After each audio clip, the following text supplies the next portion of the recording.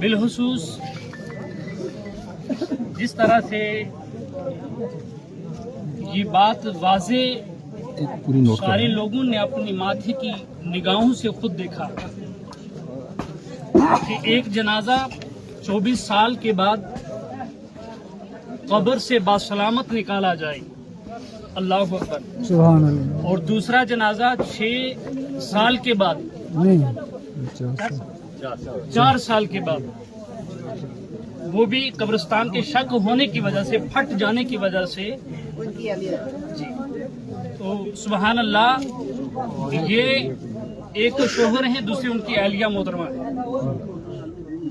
اور پھر سبحان اللہ ثم الحمدللہ کہ یہ عالم دین بھی تھے لوگوں، اسی لیے اللہ کے محبوب نے ارشاد فرمایا کہ کبھی علماء کی شان میں گستاخیاں نہ کیا، چاہے وہ ادنا سا عالم ہو لیکن عالم عالم ہوتا ہے۔ اس لیے میرے آقا علیہ السلام نے فرمایا العلماء ورثۃ الانبیاء، علماء جو ہیں یہ نبیوں کے وارث ہیں، ان کے دین کے وارث ہیں۔ انہوں کا نام مولوی ابراہیم صاحب، حضرت معافی کرنا۔ اچھا، بالخصوص حضرت مولانا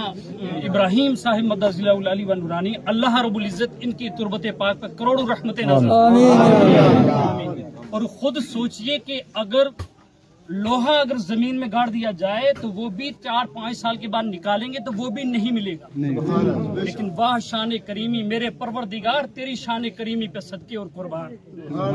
کہ کتنے سال کے بعد، 24 سال کے بعد قبر سے جنازہ نکلے اور باسلامت نکلے، اور کفن میں بھی سبحان اللہ، کفن بھی برقرار اور سلامت، اللہ داغ دار تک نہیں ہے۔ اسی لیے تو سبحان اللہ کہتے ہیں نا کہ مرنے والے تو مر جاتے ہیں لیکن ان کے اعمال دنیا میں جو اس نے کمایا ہے نا وہ قبر میں کام آ جاتے ہیں۔ سبحان اللہ،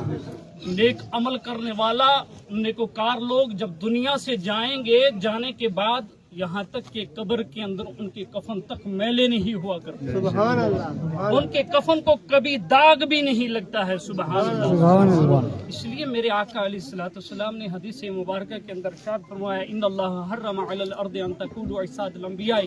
فینبی اللہ یرزق من یشاء، سبحان اللہ، کہ انبیاء کے جسم کو زمین نہیں کھاتی ہے بلکہ ان کے جسم برقرار رہتے ہیں، انہیں اللہ رزق جنت کا رزق عطا فرماتا ہے۔ اور پھر عام امتیوں کے بارے میں میرے آقا نے ارشاد فرمایا کہ 7 طرح کے لوگوں کے جسم کو مٹی نہیں کھائے گی، صبح قیامت تک وہ ویسے ہی رہے گی، فرمایا اس میں سب سے پہلے